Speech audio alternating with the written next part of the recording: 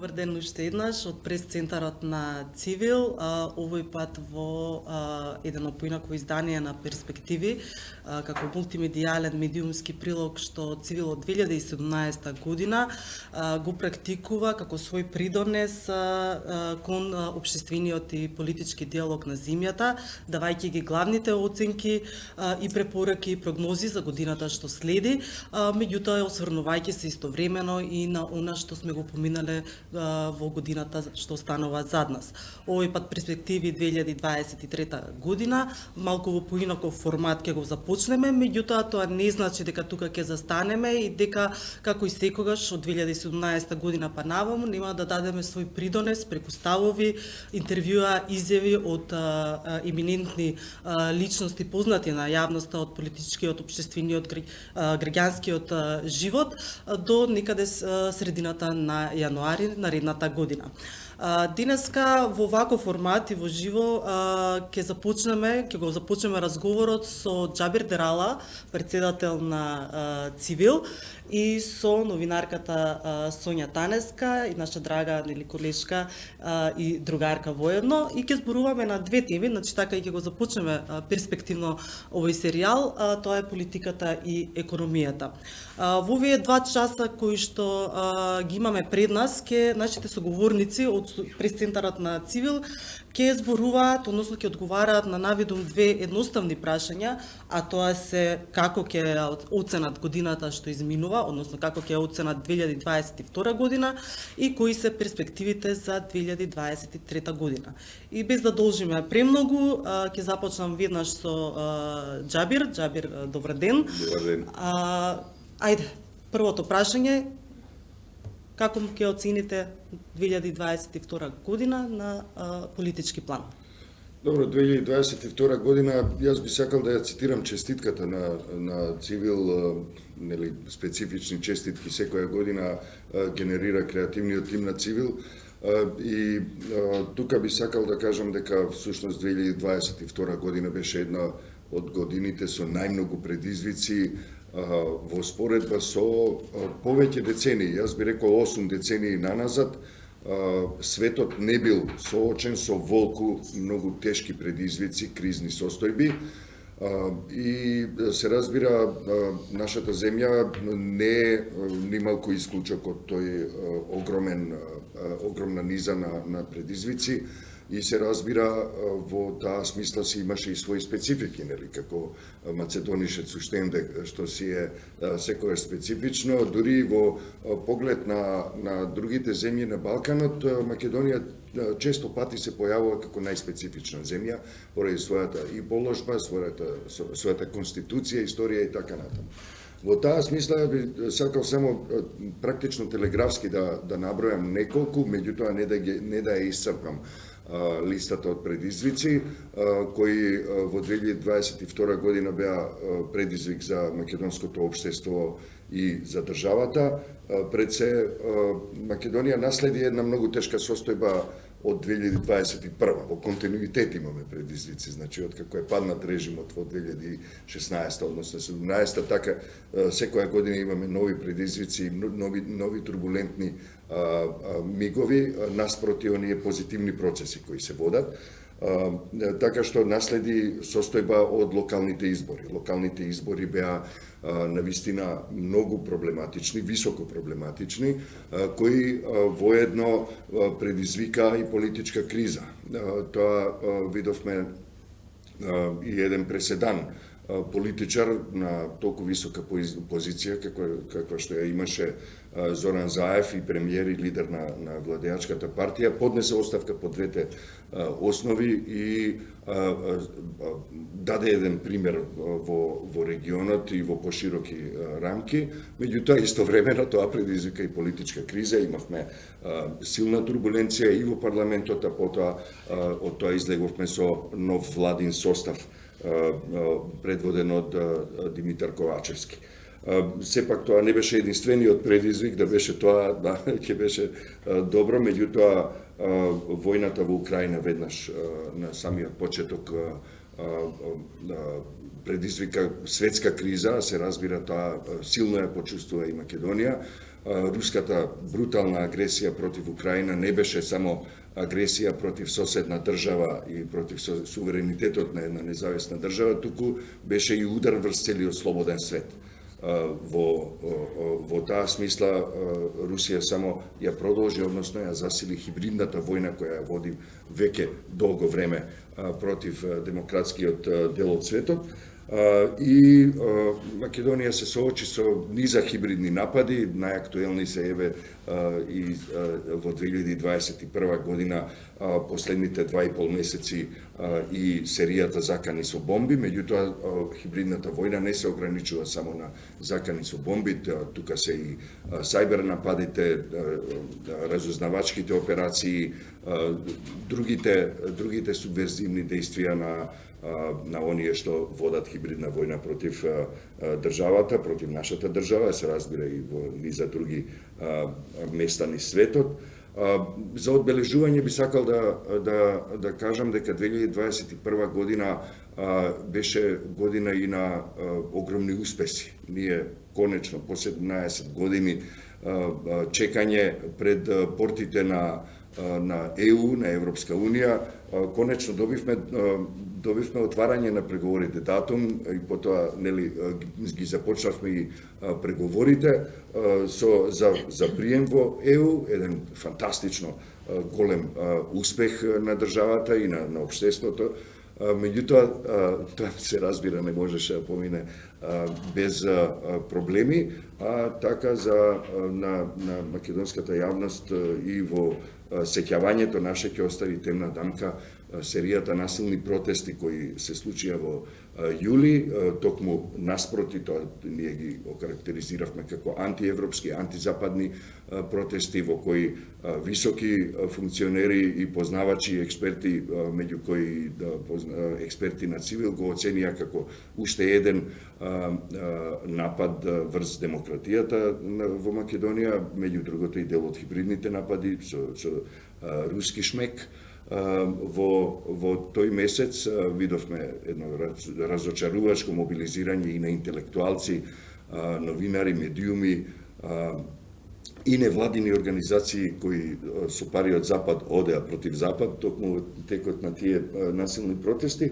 Видовме жестока пропаганда и во другите делови, руска пропаганда за оправдување на бруталната агресија против Украина, за заметнување на трагата на тешките воени злосторства кои се случуваат таму, а се разбира имавме и се уште ги трпиме последиците од климатските промени, да не ги заборавиме тие. Се разбира, со ова не ја исцрпивме целата листа и јас, ако смеам да комплементарно на тоа што го најави, во почетокот би сакал да најавам дека во наредните неколку недели, вклучително и целиот јануари од 2023 година, Цивил и Цивил медија, целата платформа на македонски, албански и англиски ќе објавува низа интервјуа, изјави, анализи, прегледи на настани, оценки и се разбира колумни, бидејќи по тоа сме доста познати, важни имиња на листата на креатори на јавното мислење во земјата се токму поврзани со Цивил медија и би сакал тоа да биде една кратка најава врска со тоа. Толку за сега се надевам дека не претерав со минутите кои ми беа предочени претходно. Не воопшто, напротив, мислам дека беше и концизен и краток овој пат и ти благодарам за тоа. Меѓутоа ќе се надоврзам како што руската инвазија врз Украина влијаеше на политички план глобално и во Европа, меѓутоа тоа навистина беше очигледно и кај нас, уште повеќе влијаеше и на економијата. Ние се соочивме со енергетска економска криза, мислам уште се соочуваме со истата. Па затоа ќе ја прашам Сонја, кои беа предизвиците на економски план со кои што се соочивме во 2022 година? Политиката и економијата, како што кажавте, се многу често поврзани. Не многу често, туку постојано, затоа што економските движења зависат од политичките состојби, дали во државата, дали во светот. Голем предизвик беше војната во Украина, руската агресија во Украина, затоа што не само Македонија, туку и целиот свет закрепнуваше од коронавирус кризата, каде што големите влади потрошија многу средства да ги помогнат и економиите. Да речеме и Македонија имаше 6 пакети мерки за справување со коронавирус кризата, каде беа опфатени сите сегменти од општеството. Сумите кои што се трошеа се движеа од 17 милиони евра, 160 милиони евра, различни суми за различни делови од општеството. И кога се очекуваше, проекциите некаде по 2022 на почетокот, кога се очекуваше пополека закрепнување на самата економија, закрепнување на бизнисите, закрепнување на стопанствата, закрепнување на државите, се случи војната агресија во Украина.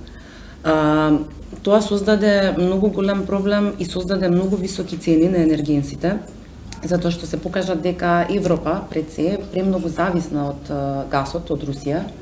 Во текот на годините не се успеало да се создадат нови, а видовме во текот на годината дека има и други ресурси освен рускиот газ. Да речеме, ако имаше паника некаде таму февруари-март дека Европа нема да преживее без рускиот газ, сега имате информации дека потрошувачката и користењето на рускиот земен газ е на најниско ниво од секогаш. Од кога воопшто Европа и светот се снабдува со рускиот газ. Така да беше потребен период од многу месеци за да настане некаква стабилизација со енергенсите. Цената на струјата растеше на светските берзи од 400 евра па и нагоре, па се движеше надолу. Некаде минатиот месец веќе имавме некоја стабилизација на цената на струјата, а нормално сето тоа си носи своји предизвици воопшто во животот на луѓето, односно во стопанството.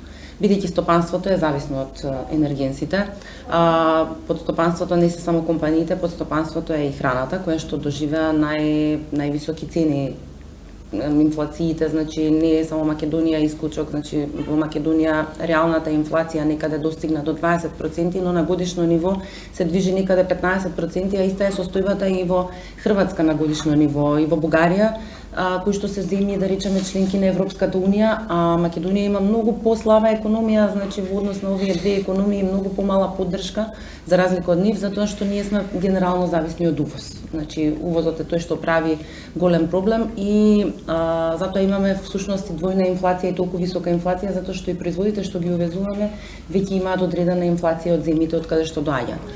Да резимирам, горе-долу 2022 година беше година на многу големи економски предизвици. Нашиот буџет беше исцрпен со претходните антикризни мерки, но сепак и покрај тоа беа издвоени антикризни мерки за енергетската криза од околу 250 милиони евра. Беше субвенционирана е струјата за домаќинствата, колку тоа и да звучи, се повторува константно и во медиумите, и владата го повторува. Има реакции од опозицијата дека тоа не е баш така. Просторот во економијата е простор каде што многу лесно може да се шират дезинформации или јас ги нарекувам најчесто манипулации со бројки, затоа што зависи сите овие сегменти како ќе ги протолкуваат. Но во секој случај, така исцрпена економија, македонската економија, сега ова го кажувам во разговор со различни економисти. Различни економисти ќе ви го кажат истото, дека ако зборуваме реално, дека тоа е тоа што може да го направи, да речеме, и владата во однос на мерките, во однос на помошта која што ја дава во моментот, бидејќи толку има средства. Точно е, опозицијата реагира дека може да се зголеми помошта, може да се зголемат средствата, наместо 1500 денари да биде помошта 3000 денари, но никогаш не посочува од каде. Затоа што и јас кога сум како новинар, кога сум барала изјави, велат има средства во буџетот, но буџетот не е бесконечен. Ние добивме помоши од ММФ, што е многу значаен кредитна линија од ММФ. Тоа е многу значајно затоа што покажува дека сепак ќе се контролираат одредените трошења и не може да настане злоупотреба на средствата. Исто така, да се надоврзам на тоа дека конечно добивме статус на преговори, значи како земја со Европската унија, и сето тоа значи дека пополека во земјата ќе се случува стабилизација, особено во економијата. Тоа е многу специфично затоа што не оди ништо така брзо. Значи потребно е закрепнување, значи на сите сегменти во стопанството. Фирмите пополека треба да се научат дека во Македонија плаќаат најниски даноци, значи не треба да се плашиме дека доколку им ги покачиме даноците, зборувам сега за големите фирми, затоа што овде се случува и мало дуќанче и голема фирма да плаќаат рамен данок. Значи се отвори и таа тема, меѓутоа поради реакција на стопанските комори во 2022 година се одложи за следната година, значи воведувањето на прогресивниот данок. Меѓутоа тоа е една тема која што неколку години се провлекува и нешто што е значајно затоа што тоа е еден од начините на кои што се погнат буџетите во најголемиот дел од државите во светот. Вака можеме, веќе кога почнавме да правиме проекции за 2023 година, можеме да преминеме со следното прашање, значи кои се проекциите, на крајот на годината се изгласа и буџетот за 2023 година, руската агресија врз Украина нема да заврши во догледно време, за жал, и тоа повторно ќе влијае, веќе имаме инфлација. Значи, што можеме да очекуваме во 2023 година? Кои се проекциите, кои се перспективите? Дали можеме да очекуваме подобрена слика, стабилност или пак можат да се јават нови турбуленции на тоа поле? 2023 година е година во која што не може да очекуваме 100% сигурност. Мислам тоа во изминатиот период и во комуникација со одредени компании кои што не инвестираат не само во Македонија, туку и инвестираат и во странство и воопшто, значи глобалната состојба со економијата е дека се очекува стабилизација, но дека повторно зависи од завршувањето на агресијата на Русија врз Украина. Иако мислам дека сега веќе нема толку голема зависност од енергенсите, значи пополека се преструктурираат пазарите на енергенси и дел од економистите очекуваат некоја стабилизација, можеби некаде кон септември, октомври следната година. Мислам, тоа не значи дека годината ќе биде лоша, значи во принцип после две големи кризи добро е и да има некоја стабилизација следната година, значи може да биде таа стабилизација и понатаму, но еве да бидеме оптимисти, ќе биде и следната да се очекува дека некаде би било околу септември. Тоа значи дека би се стабилизирале некаде цените, инфлацијата би дошла некаде до 7%, тоа се и проекциите на Народната банка и проекциите на буџетот. Буџетот е изгласан. Голем дел од, како што беа и препораките, значи на Европската унија, голем дел од средствата ќе се користат за ранливите категории, со тоа што се одредени неколку квоти на помош. Значи приоритет им се дава на малите предпријатија, кои што исто така треба да закрепнат оваа криза, значи за да не отпуштаат понатаму вработени, бидејќи тоа се сепак помали бизниси.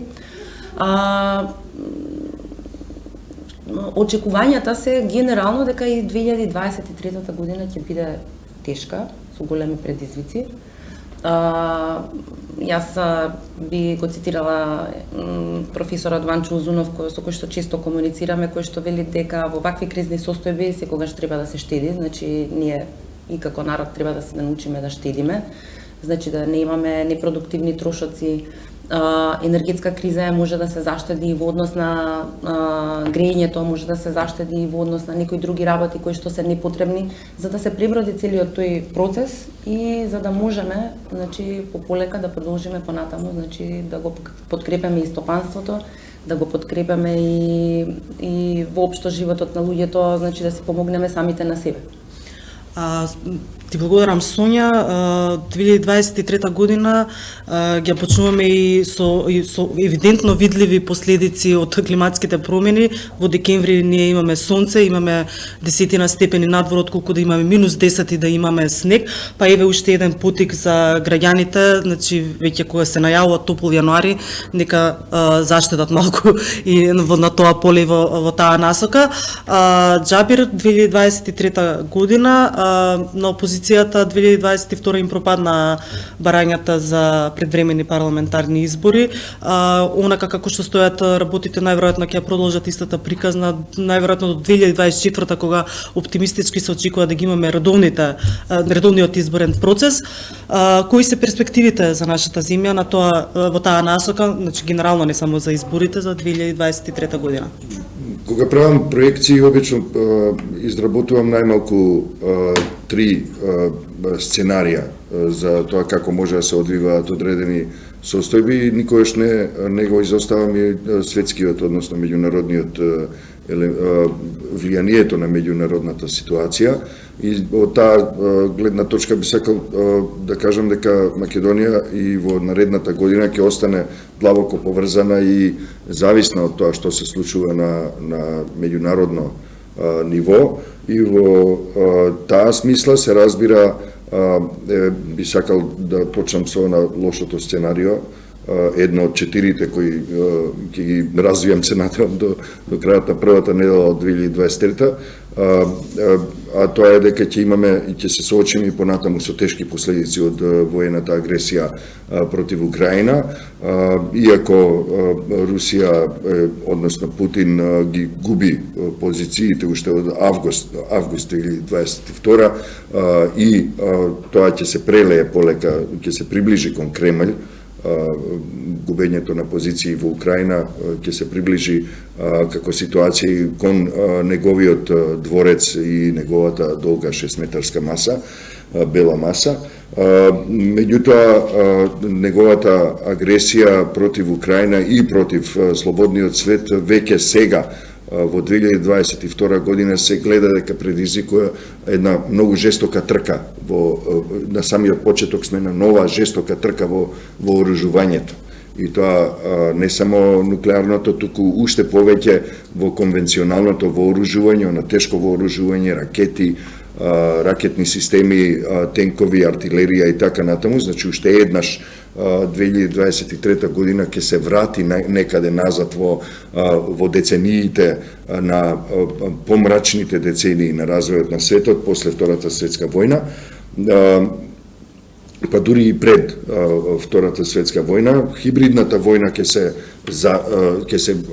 засили, ќе стане едно секојдневие, тоа се што подразбира хибридна војна. По старите меѓу публиката на цивил медија сигурно ќе се сетат на терминот специјална војна, кој е близок, односно близок до или ги има голем дел од елементите и на она што се подразбира под хибридна војна. Особено ќе биде значајно да се знае и да се биде предпазлив во идната година во поглед на сајбер војните. Жестоки сајбер војни ќе се водат, кои ќе имаат големо влијание врз секојдневието на секој човек на оваа планета, особено во Европа.